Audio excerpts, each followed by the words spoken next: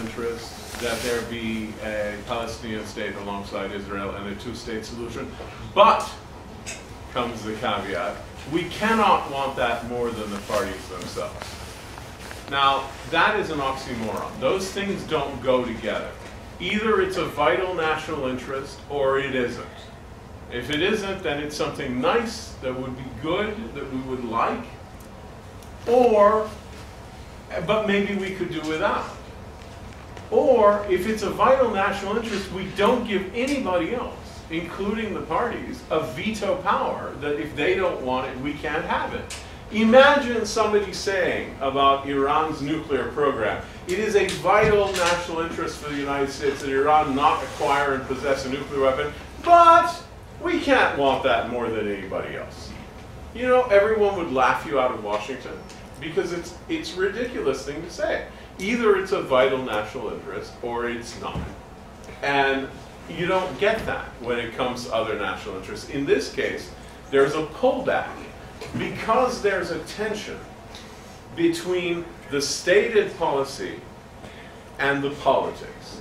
And that's not an American problem. Okay, it's an American problem, it's an Israeli problem, it's a Palestinian problem, and it's an Arab problem. On all four of those registers, there is a gap between the stated policy, which in every single one of those cases is for a two-state solution, and the politics that interfere with policies that implement that, on the part of the Palestinians, on the part of the Israelis, on the part of the Arabs, and on our own part. Now, we focus on the United States because we are Americans. But I think we've seen our role primarily as trying to help to bridge the gap between politics and policy, okay, here in the United States, and also among our friends and brethren in Palestine and the rest of the Arab world, okay? We also think that it is of extreme and overriding importance to have positive working relations with the Jewish American community, and I don't simply mean the Jewish American community that completely agrees with us. I mean those that have a more nuanced view that's further away, perhaps from where Lara's organization and my organization come from. The closest working relationship that that the American Task Force on Palestine has in Washington by miles is with APN. And we're proud of that. And the reason is we agree with them more than we agree with anybody else. Or, I mean, there are other groups, but we really see eye to eye, not just in terms of what our goals are, but also sort of how to proceed in Washington. I think we tend to think similarly about the issue. Yeah. At the same time, we want to reach out to other Jewish organizations as well, including more centrist groups and perhaps even the center-right. The only people we don't really want to have a dialogue with are people who are opposed to ending the occupation and having a two-state solution. So that's basically this. If you want me to talk later on about how I came to this, I can bore the hell out of you by telling you. All right, thank you so much. Now we're going to hear from Lara Friedman. Hi. So some of you may know Peace Now, which is probably a better known name than Americans for Peace Now. Americans for Peace Now, the shorthand I always say is we're the American sister organization to the Israeli peace movement, Shalom עכשיו. Our organization came to be back before all of you were born. That's how long this has been going on. When a group of American Jews decided that they wanted to support Shalom עכשיו in Israel. Shalom עכשיו came out of the military. It was a group of reserve officers who came together in the 80s and said, we have fought wars for Israel's security, we'll continue to fight those wars, but Israel's security in the end will only be guaranteed by having peace agreements with its neighbors. So this goes way back. Eventually what we saw, and for those of you on J Street, you're sort of the next chapter of this, what we saw was American Jews don't want to just send money to Peace Now in Israel, they want to get involved, they want to engage their own government. So I tend to explain our practice as the Peace Now movement in Israel. Its job is it sees its job as being to educate Israelis about what's happening, mobilize them to action, and lobby their own government for policies that they view as in the vital interests of Israel. So our mission is a mirror image of that, which is to educate Americans, and that's American Jews specifically, but not only, and to mobilize them to action, and to engage their government, their elected officials, for policies that we view are vital for Israel and for America's national interests. And we view those as similar to the way Hussein did. I mean, we talk about this as a vital national interest for the U.S. Our starting point, unapologetically, is Israel. We still use the word Zionist, and if people want to take that up with me later, they're welcome to. I will defend my usage of it. We very strongly believe our organizing principle is that we care about Israel's security and its viability as a Jewish state and a democracy. And those things go together. And a few years ago, I stopped saying, Israel as a Jewish, democratic Jewish state. I actually started saying Jewish state democracy, because I don't want this to be code. I want people to think about those words. This is what we exist to do. We believe that is good for Israel and it is good for the U.S. And as far as the two-state solution goes, I mean, I'm sure we'll have discussion two-state, one-state. The fact is, for those of us who really strongly believe we want Israel to exist, we believe it must exist, and we want it to be a Jewish state and a democracy, the only path to get there is the two-state solution. And we can argue one-state, two-state, but there's no one-state, there's no alternative that allows Israel to be a Jewish state and a democracy, and to have the values, I mean, progressive, liberal, positive, Western values that we say are what keep Israel and the U.S. close. There's no other solution that gets us there. So in that sense, that is the core of our mission today. Thanks. Thank you. As a relative outsider to this conflict, what justifies American involvement more specifically? What role should the Obama administration be playing in mediating the Israeli-Palestinian conflict? Lara. Yeah. I mean, in terms of justifying it, I would first start with it's in our own interest. I believe that the U.S. is Israel's greatest ally, strongest ally. We have a commitment to Israel's survival, and I want that. I want that as an American who cares about the Middle East. I want that as an American Jew who cares about Israel. I think that gives us an obligation to be engaged. On top of that, and someone wrote a couple years ago that the best option now would be for the U.S. just to disengage and let other people solve this. And there are times when I really wonder, we're not being helpful, whatever, but we're always engaged. We are never going to let Israel just wither on the vine. We are not going to let Israel's security be compromised.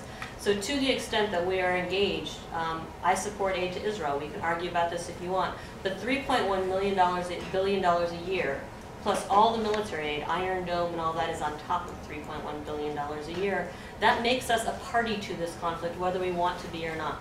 I think we have an obligation because of our commitment to Israel, and I think we have an obligation because we're not going to, you can't take one foot and step out of it and say, we're not involved anymore, it's up to all of you. And Hussein's point, and it's a point that we've been making for years, this you can't want it more than the parties, is simply bizarre. If we have a vital national interest in this, then we can, and I think we probably do.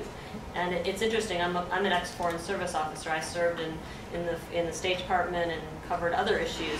I don't remember anyone ever saying with Kosovo, we can't want it more than the parties. The Balkans are in crisis. Well, we can't want it more than the parties. There's a terminal uniqueness that people apply to this, which is devastating for both Israelis and Palestinians and incredibly damaging to U.S. interests. And solving that, I just want to pick up on that, solving that means reconciling politics and policy. But I do want to say, this is, as I said, this is a perennial problem. We have the same problem in Israel, Palestine. Why the United States? Well, first of all, I think we can say with some certainty that left on their own, the parties cannot resolve this. I think that's absolutely clear. And I've never heard anybody make the argument they can. And I'd love someone to try. Good luck.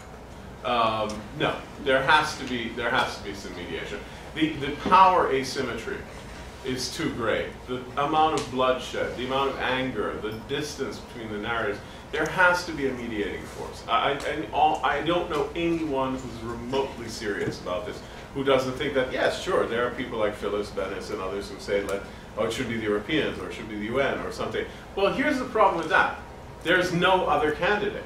It's not like the United States is mightily fending off all these challengers for this crown of thorns, right? Nobody else wants to do it, except maybe like the French, but they can't do it on their own. The rest of the EU isn't interested. China wants to do this. India wants to do this. The BRICS want to do this. The UN Secretariat? No. The whole point of the Middle East Quartet, which is the world, right? It's the US, the EU, the UN Secretariat, and the Russian Federation and Russia, is to give an international imprimatur to what the United States was doing. And that when one of the clearest signs the whole Obama administration approach was kind of falling apart was when the quartet ceased to function as an international global rubber stamp, because the United States came a cropper with Israeli settlements, really is what it was. There are 5 main other reasons, in addition to the fact that there aren't any other candidates who actually even want to do this, which is something that people who say others should seem to forget about, but nobody else wants to. In addition to that, everything we do as Americans in the Middle East is refracted through this conflict, because like it or not, the Palestinian experience is the prism of pain through which Arabs look at international relations. Everything we do is judged through that. And this cuts across, it cuts across national lines, gender lines, class lines, sectarian lines, geographical lines, everything. Not every Arab always looks at everything through the prism of this. But international relations, global great power relations, are always refracted through this. This is not always the #1 issue. Egyptians, when they rose up against Mubarak, were more concerned about their own freedom, but that didn't mean they forgot about Palestine. The biggest burning issue in the Arab world right now is not Palestine, it's Syria, because there are bucket loads of Syrians getting killed. It doesn't mean that the Arabs still don't look at international relations primarily through this prism. They do. Arabs can chew and gum and walk at the same time. They're not monomaniacal people. So that's the first thing. We resolve this, we make our lives easier across the board. The more this is a problem, it complicates everything we do in the Arab world and with certain other Muslim societies, not all, but certain others. Second thing is, this issue is a gift that keeps on giving for extremists, anti-American extremists, terrorists, anyone who wants to make hay, automatic legitimacy. It is a megaphone sitting on the street that anyone can pick up and get instant credibility with certain constituencies just by shouting. They don't have to do anything. They don't have to lift a finger. They can just outbid everybody else. So if Ahmadinejad and his friends have a problem being Persians, non-Arabs who are trying to become hegemonic and nuclear power and whatnot, they outbid everybody else on Palestine, and they even go somewhere where no Arab leaders have gone. Holocaust denial. Crazy, insane stuff that they outbid. It bought them some points for a time, not anymore, for various reasons, but it bought them time. Al-Qaeda never lifted a finger against Israel. They don't care about Palestine. They don't want to create another Arab state. They want to get rid of all the Arab states and create some kind of grand caliphate. This is not their thing. They never cease talking about it. Why? Because it riles people up. It's the gift that keeps on giving for extremists. So we have to, I mean, there are 3 other reasons. I'll go through them. No, they're important. There's a peace dividend. I can't tell you what amount it is, but there's money at stake here. If we want to claim to be world leaders and guarantor of a stable global order, and we can't fix this longest running sore on the global body politics, we have undermined our claim to the Russians, to the Chinese, to the EU. So we'll take care of it. We'll stabilize this thing. No, you can't. And the worst part is, the perception is, that but we keep talking about, the perception is because your domestic politics trump your global leadership role. Very, very bad for that aspiration. And finally, if we take our values seriously, human rights, democracy, etc., we cannot give the Israelis an exception in the occupied territories. You look at, whenever we start lecturing China and Cuba and Venezuela and Russia, how quickly do they turn to this issue? Within about 2-3 sentences. All right. So we're going to bring it back. Lara, would you maybe talk about quickly what President Obama's role specifically as being he as a leader? And like in the next few years, exactly what you would like to see and what you expect.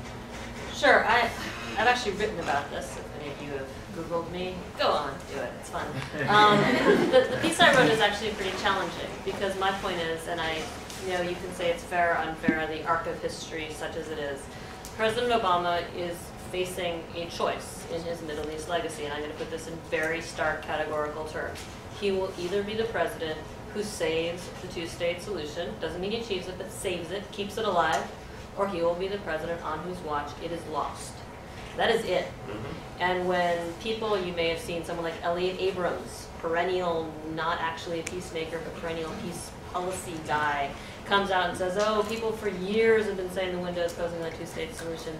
Yeah, we have, and we were right. Developments on the ground have changed all those years. I've been doing this for 20 years. Unbelievable to me. The difference between the situation on the ground today and when I started this is night and day.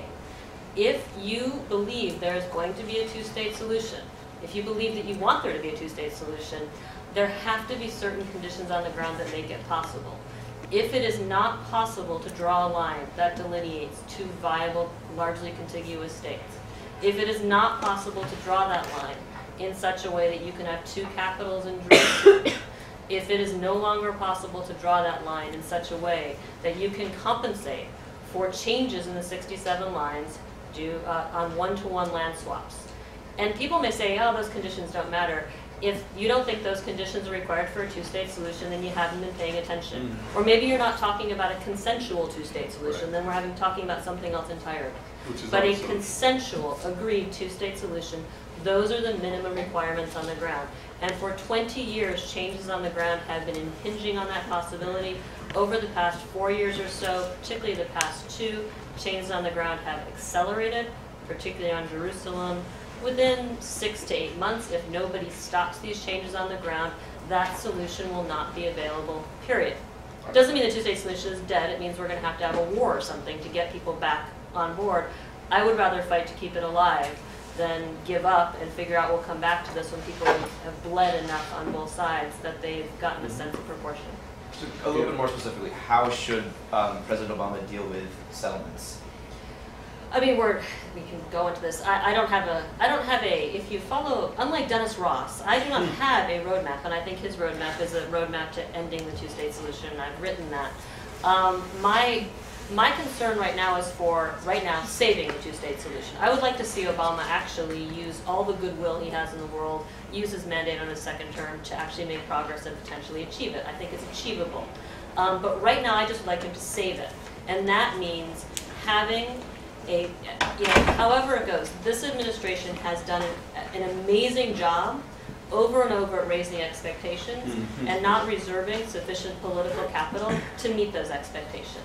Right now, I'm not really eager to see expectations raised. Yeah. I would like to see a new relationship with this next Israeli government where this next Israeli government respects the White House enough to not constantly punch him in the face. We have settlement plans going on right now that were launched under Obama that Ariel Sharon dreamed of but never dared implement. There's, what's happening on the ground, E1, Givat HaMatos for you people who know the details. I mean, these are plans that have been in drawers for decades, and nobody got them out and started implementing them until Bibi and Obama. And that is because Prime Minister Netanyahu believes that there is absolutely no cost to defying and humiliating the President of the United States. I would like to see this next term very quickly defined in a different way to say, this is not how allies behave, these red lines shall not be crossed. Once we've established that, I think we can talk about getting back to some sort of peace negotiations, some sort of process.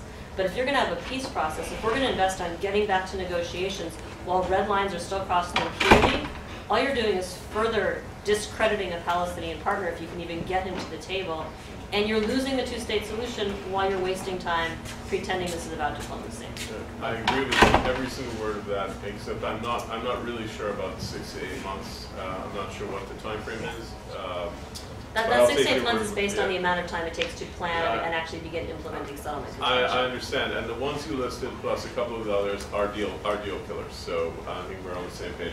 I wanted to kind of steer the conversation in another direction now.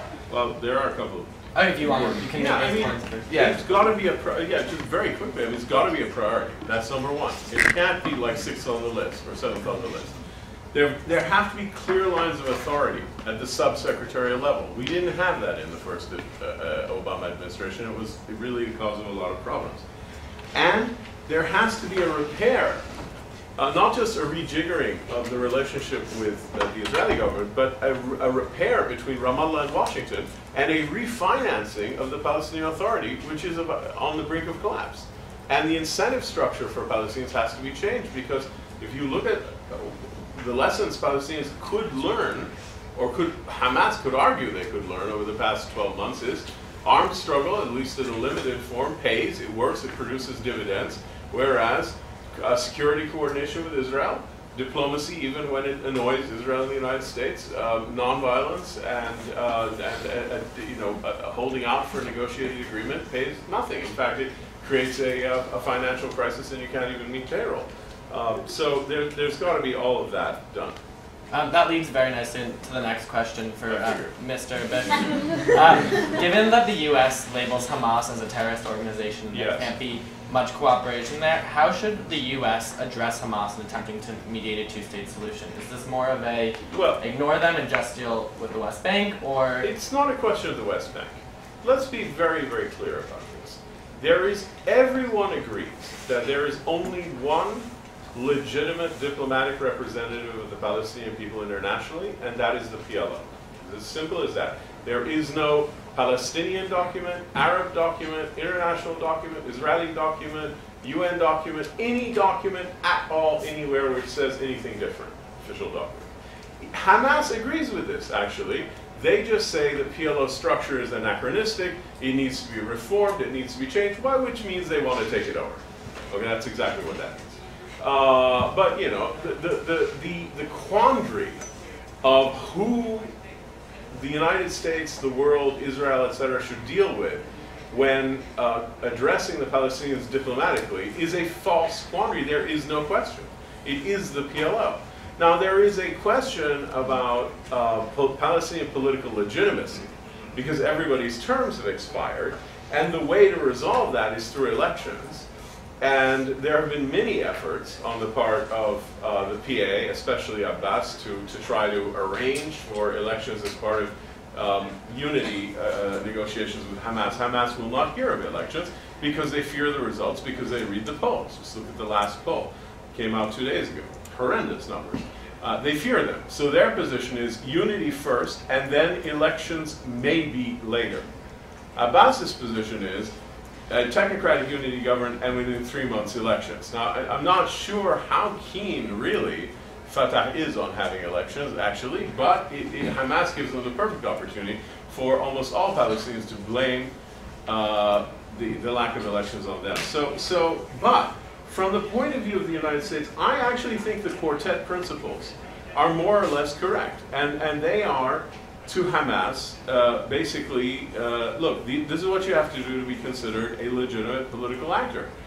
They are, number one, to renounce violence and terrorism. Number two, to accept existing Palestinian treaty obligations. Number three, to accept Israel, or at least I think it would be enough, accept the two-state solution, the goal of a two-state solution. I would put them on a par with Premise and Netanyahu.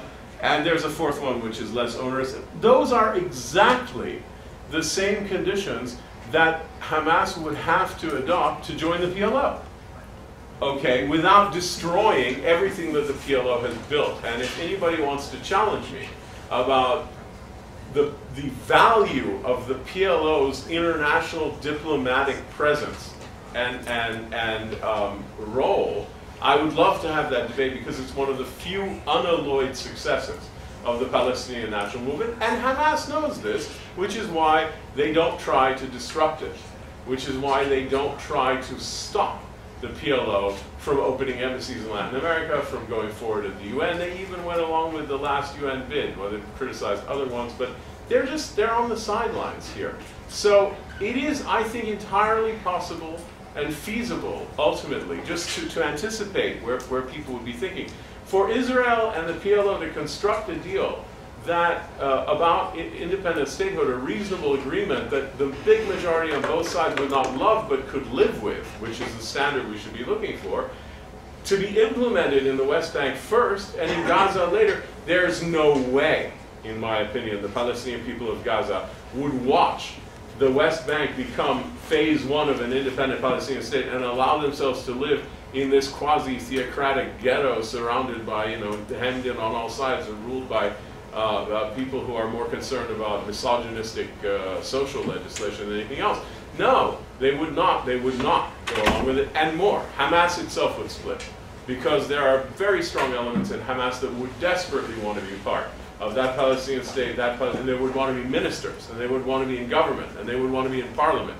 Others maybe would want, so that movement would split. And I think that it is not as much of a quandary as people think that it is. Okay, great. I'm just going to respond for a second. This is one of the interesting places where Peace Now, actually, APN does split with ATFP. And it is an important point, so I want to just get this clear. This is the main one. You know, back in the 80s, the PLO was still considered a terrorist organization, and a delegation of very brave and visionary Israelis, including Peace Now leaders, traveled to Tunis and had the contacts with the PLO in Tunis. The view of the Peace Now folks then and now is, you talk to whoever will come to the table as long as they will stop shooting at you. You negotiate at the table for the rest of it. And this is, for us, the problem with the quartet conditions. You already have a situation where Israel on the ground deals with Hamas. They do it, they hold their nose and they deal with Hamas because they recognize that Hamas is a factor that cannot be ignored. They recognize that they have power. If the goal is to get an agreement, and an agreement that can be implemented, which means it has to be an agreement that to the best extent engages all parties, then there has to be Palestinian reconciliation on some level, Palestinian unity on some level. Yeah. So the quartet conditions for us are a barrier to Israel's best interests, not a valuable tool. And frankly, they open us up to very painful arguments. And I get people heckling me on Twitter all the time. You now have members of the Israeli government that do not meet the quartet conditions. Hamas is still required to meet the condition of all previous agreements, and you have people calling for annexing the West Bank and canceling the Oslo Accords. This is not to compare an Israeli political party to a terrorist organization. This is not in any way to embrace Hamas or say we like them. But we need to get to a peace agreement that can be implemented. And that has to be the overarching issue. I'm sorry, I don't mean to go on. I want to make one other point in terms of U.S. policy. The U.S. policy is that we cannot give any assistance to any government that involves Hamas. We have a whole range of issues. That does not mean we can't be talking to Hamas. That is a decision of the administration, of previous administrations. That decision was taken under the Clinton administration. Prior to that, we actually did talk to Hamas. Our intelligence community talked to Hamas. The idea that even our intelligence community has a ban on talking to people who run Gaza, while we do it indirectly through Egypt or through Israeli intelligence, really shows what a sham this is. And it's not in the best interest of our own policy or for Israel. Just since we do disagree on this, let me clarify where I'm coming from a little bit more with regard to your point. So first of all, yes, of course Israel talks to Hamas, the PLO talks to Hamas, the Fatah talks to the Egyptians talk to Hamas, and the Americans do also talk to Hamas. Everybody talks. There's a big difference between talking and negotiating final status issues, negotiating diplomatic. There's a big difference between talking and according diplomatic status. And you have to understand the impact on the PLO of beginning to accord to Hamas a similar or an analogous diplomatic status, and what that will do to Palestinian politics and the incentive structure and what have you. Now, there will be, I agree with you, Palestinian unity is a must, no question. And I also would say Palestinian unity is inevitable, because Palestinians are, the identity is too strong that in the next few generations you can imagine some kind of great sundering among different identitarian groups within Palestine. There are not different regions that are so different. There are not different religious groups that are so different. No, the identity is very, very solid at this point. So the question is not unity. The question is on whose terms? On whose terms? Okay, we can debate this, because this is a debate we've been having now for 7 years. But they haven't heard it. Yeah. It is a 7-year debate. My point is, we and Israel and the Arabs and outside players will have a huge role in determining whose terms the Palestinians unify under, and that will play a huge role in determining the extent to which peace is possible or not. Because if it's on terms of people who are willing to subordinate the Palestinian national interest to a broader Islamist revolutionary project or something else, then you've got trouble. One more thing: there are Israelis who are out of control and say abominable things, and I'm all for shunning them. They should be persona non grata in the United States. Why would we allow them in this country? No. If people want to talk more, you should ask questions and we can talk more because there's more to this. But Okay, so we want to talk a little bit now about Obama's visit to Israel and the West Bank later this month. Yes. And we want to know first from Ms. Friedman about You can call me Laura. about what you think his message to the Israeli people will be. We know that he's going to be speaking in Jerusalem to a large crowd of Israelis, so I wanted to know what you think his main message to the people. Well, I can tell you what I think it will be and what it should be. Okay. You know, I mean, I don't know if you all read, the Jewish groups had a meeting with the president on Thursday, I believe. We were in that meeting, so I want to say now for the record, nothing I say reflects any knowledge of what happened in that meeting. We are one of the groups that is actually observing the off-the-record element of that meeting. So I'm going to talk about what I think he should say, rather than get myself into trouble and have anyone think I'm indirectly giving you information about what he said. You can read in the press what other people have leaked he said, or maybe didn't say. What I think he needs to do, and again, this is not about raising expectations, this president has a problem in Israel, and anyone who's been to Israel knows this. And it is a stupid problem, because this is a president who knows how to talk to people and connect to people. And it is a tragedy that he has not spoken directly to the people of Israel sooner. And Hussein can talk about speaking directly to the people of Palestine, and that's a separate issue. This is a president who almost has to, I mean, unless we have a repeat of the debate fiasco, he almost can't help himself. You know, in terms of enlivening a crowd, and that's what he does. And that's what he needs to do. Israelis need to feel that he understands them. They need to feel that he cares. And for me, the best thing that could come out of this visit is an Israeli population that comes away thinking, well, I get it. I get why America voted a second term for this guy. It doesn't mean they're anti-Semites and they hate Israel. I get why he says he wants to do something on this. And for me, the very best thing that could come out of this is